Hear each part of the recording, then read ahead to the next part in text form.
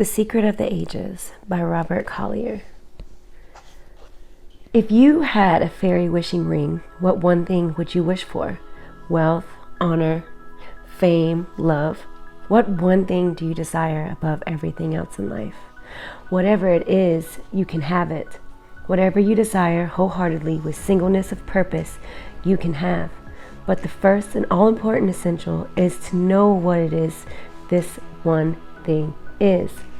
Before you can win your heart's desire, you've got to get clearly fixed in your mind's eye what it is that you want. It may sound paradoxical, but few people do know what they want. Most of them struggle along in a vague sort of way, hoping for something to turn up. They are so taken up with the struggle that they have forgotten, if they ever knew, what it is that they are struggling for. They are like a drowning man.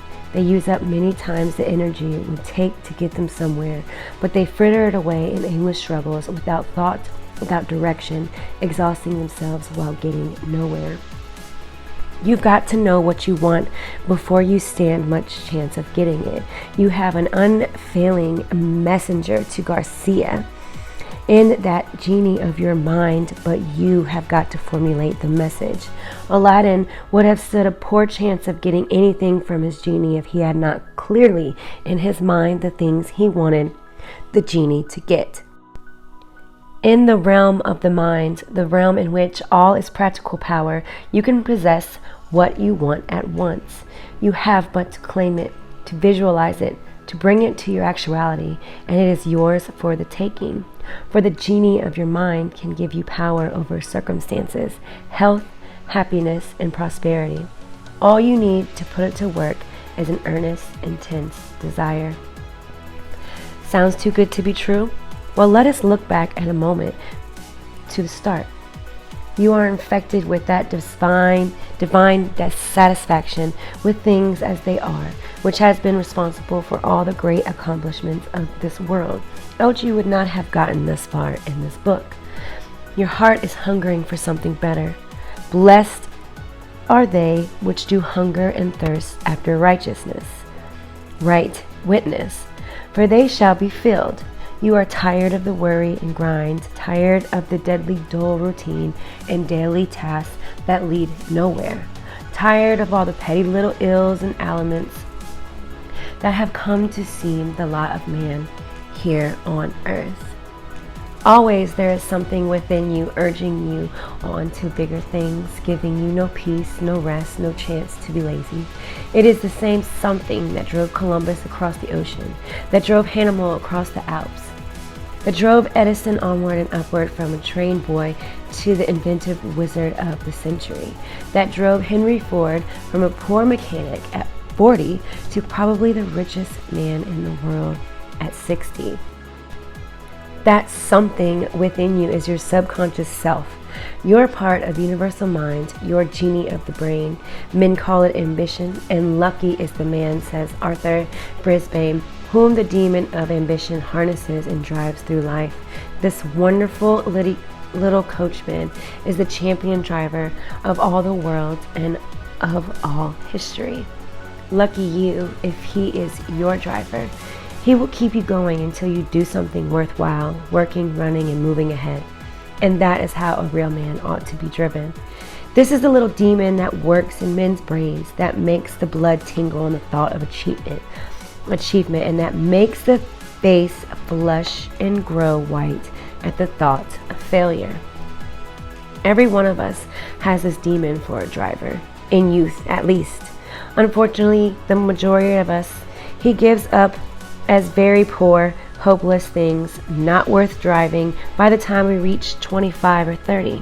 How many men look back to their teens when they were harnessed to the wagon of life with ambition for a driver, when they could not wait for the years to pass and for the opportunity to come? It is the duty of ambition to drive, and it is your duty to keep ambition alive and driving.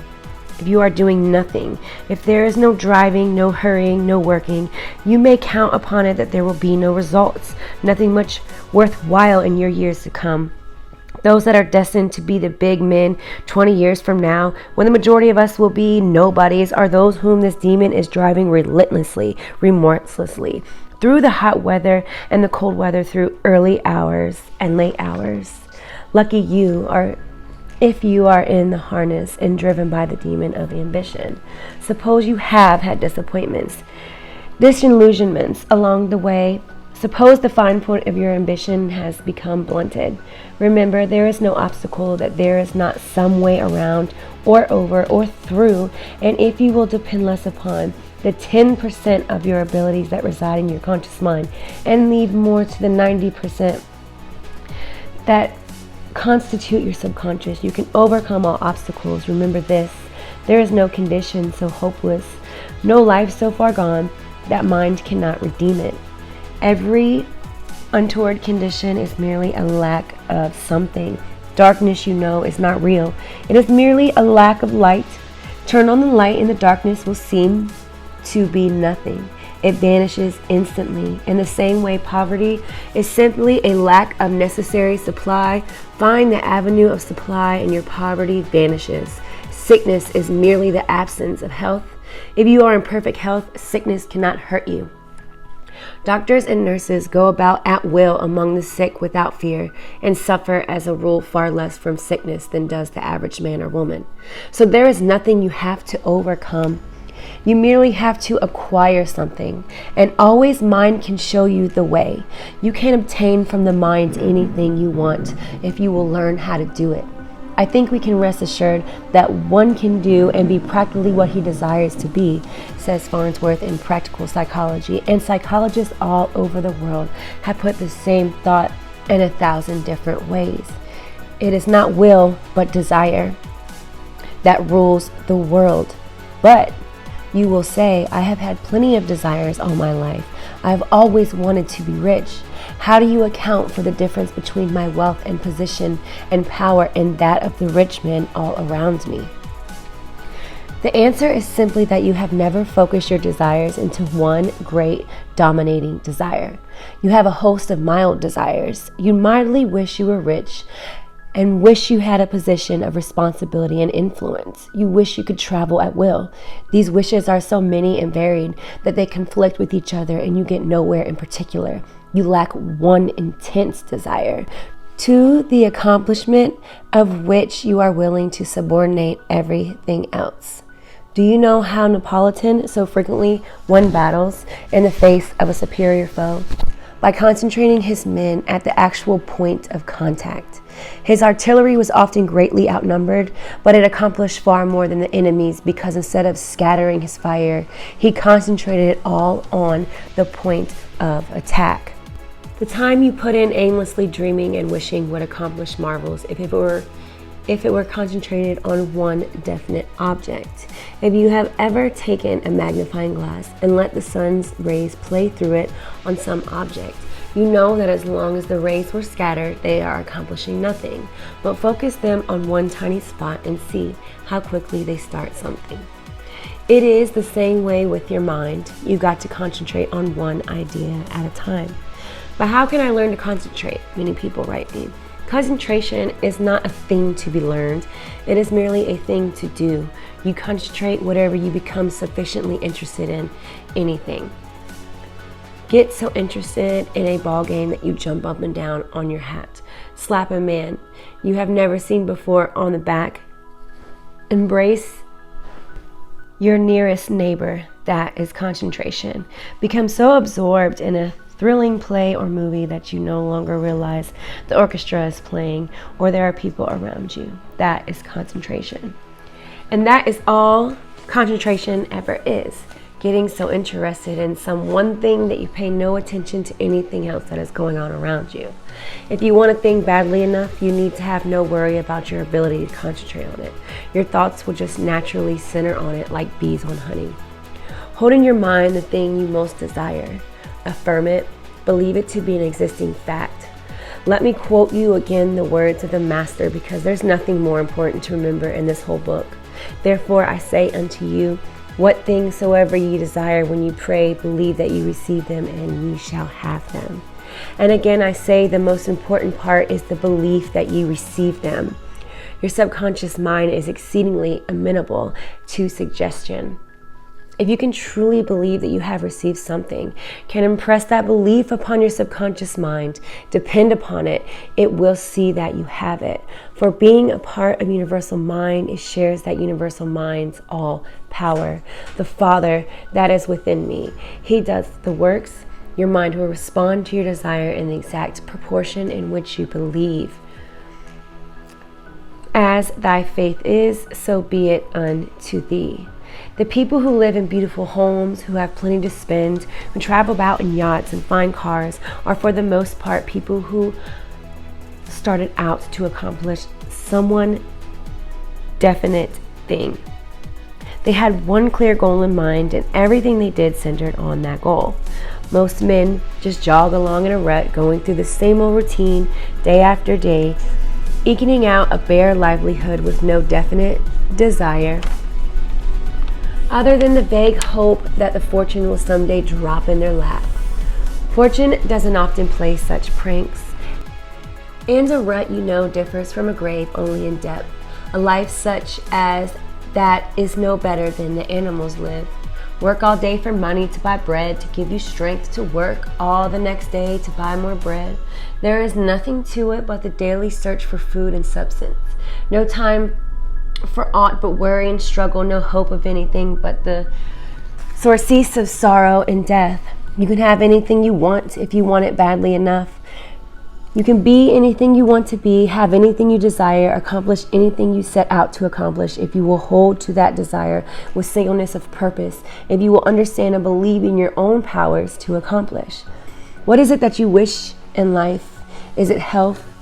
In the chapter on health, I will show you that you can be radiantly well without drugs, without tedious exercises. It matters not if you are crippled or bedridden or infirm. Your body rebuilds itself entirely every 11 months. You can start now rebuilding along perfect lines. Is it wealth you wish? In the chapter on success, I will show you how you can increase your income, how you can forge rapidly ahead in your chosen business or profession. Is it happiness you ask for? Follow the rules herein laid down and you will change your whole outlook on life. Doubts and uncertainty will vanish, to be followed by calm assurance and abiding peace. You will possess the little things your heart desires. You will have love and companionship. You will win to contentment and happiness. But desire must be impressed upon the subconscious before it can be accomplished. Merely conscious desire seldom gets you anything. It is like the day-to-day dreams that pass through your mind. Your desire must be visualized, must be persisted in, must be concentrated upon, must be impressed upon your subconscious mind. Don't bother about the means for accomplishing your desire. You can safely leave that to your subconscious mind. It knows how to do a great many things besides building and repairing your body. If you can visualize the thing you want, if you can impress upon your subconscious mind the belief that you have it, you can safely leave it to the finding of the means of getting it. Trust the universal mind to show you the way. The mind that provided everything in such profusion must joy in seeking us taking advantage of that profusion. For herein is the Father glorified, that ye bear much fruit. You do not have to wait until tomorrow or next year or the next world for happiness. You do not have to die to be saved. The kingdom of heaven is within you. That does not mean that it is up to the heavens or on some star or in the next world. It means here and now. All the possibilities of happiness are always here and always available. At the open door of every man's life, there lies this pearl of great price, the understanding of man's dominion over the earth. With that understanding and conviction, you can do everything which lies before you to do, and you can do it to the satisfaction of everyone and the well-being of yourself. God and good are synonyms, and God, good, is absent only to those who believe he is absent. find your desire, impress upon your thoughts, and you have opened the door for opportunity. And remember, in this new heaven and new earth, which I'm trying to show you, the door of opportunity is never closed. As a matter of fact, you constantly have all that you will take. So keep yourself in a state of receptivity. It is your business to receive abundantly. The law of opportunity enforces its continuance and availability. Every good gift and every perfect gift is from above and cometh down from the Father of light, with whom is no variableness, neither shadow of turning. Infinite Mind says to every man, come ye to the open fountain. The understanding of the law of life will remedy every discord, giving beauty for ashes, the oil of joy for mourning, the garment of praise for the spirit of heaviness. Believe that you share in that goodness and bounty. Act the part you wish to play in this life. Act healthy, act prosperous, act happy. Make such a showing with what you have that you will carry the conviction to your subconscious mind that all good and perfect gifts are yours. Register health, prosperity, and happiness on your inner mind. And some fine morning soon you will wake to find that you are healthy, prosperous, and happy, and that you have your dearest wish in life. The soul's sincere desire. Do you know what prayer is? Just an earnest desire that we take to God, to universal mind for fulfillment. As Montgomery puts it, prayer is the soul's sincere desire, uttered or unexpressed. It is our heart's desire. At least the only prayer that is worth anything is the prayer that asks for our real desires. That kind of prayer is heard. That kind of prayer is answered. What was it these hypocrites that Jesus speaks of really wanted? To be seen of men, and their prayers were answered. Their sincere desire was granted. They were seen of men. They have had their reward, but as for what their lips were saying, neither God nor they paid any attention to it. Thou, when thou prayest, enter into thy closet, and when thou hast shut the door, pray to thy Father which is in secret, and thy Father which saith in secret shall reward thee openly. Go where you can be alone, where you can concentrate your thoughts on your one innermost sincere desire, where you can impress that desire upon your subconscious mind without distraction, and so reach the universal mind, the Father of all things. But even sincere desire is not enough by itself. There must be belief too. What things soever ye desire, when you pray, believe that ye receive them, and ye shall have them. You must realize God's ability to give you every good thing. You must believe in his readiness to do it. They first asked for that which they wanted, then killed all doubts and fears by affirming God's power and his willingness to grant their prayers. Read any of the Psalms and you will see what I mean. So when you pray, ask for the things that you want, then affirms God's readiness and his power to grant your prayer. Our Heavenly Father, we know that thy love is infinite and the sky is infinite, and thy ways of manifesting that love are as unaccountable as the stars of the heavens. Thy power is greater than man's horizon, and thy ways of manifesting that power are more numerous than the sands of the sea. As thou keepest the stars on their courses, so shalt thou guide our steps in perfect harmony without clash or discord of any kind, if we keep our trust in thee. For we know thou wilt keep him in perfect peace whose mind is stayed on thee, because he trusteth in thee. We know that if we acknowledge thee in all our ways, thou wilt directly direct our paths, for thou art the God of love, giver of every good and perfect gift, and there is none besides thee. Thou art omnipotent, omniscient, omnipresent, in all, through all, and over all, the only God. And thine is the kingdom and power and the glory forever. Amen. For aid in thinking or writing, realize there is no lack of ideas, and affirm. Thy wisdom is greater than all hidden treasures, and yet as instantly available for our needs as the very ground beneath our feet. For happiness, there is no unhappiness in heaven, so affirm. The joy is brighter than the sun at noonday, and thy ways of expressing that joy is countless as the sunbeams that shine upon our path. This is the kind of prayer that the psalmists of old had recourse into their hours of trouble. This is the kind of prayer that will bring you every good and perfect gift. Make no mistake about this, prayer is effective. It can do anything. It doesn't matter how trivial your desires may be. If it is right for you to have them, it is right for you to pray for them.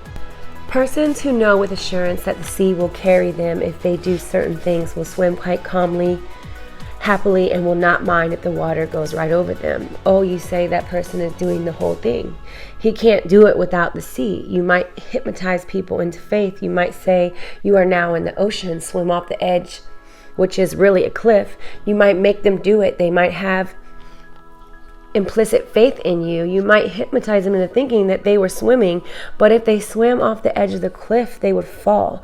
You can't swim without the sea. I might say to you, it lies within you. Whether you swim or not, according to your faith, be it unto you. But if the sea is not there, you can't swim. That is exactly what I feel about God. According to your faith, be it unto you. Yes, certainly, if you try to swim in that ocean, which is the love of God, your faith will be rewarded, and according to your faith, it will be to you. In exact proportion to your faith, you will find the answer like a scientific law. There is not one atom of faith you put in God that will not receive its answer.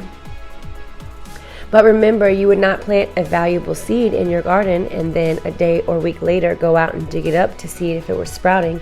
On the contrary, you would nourish it each morning with water. It is the same with your prayers.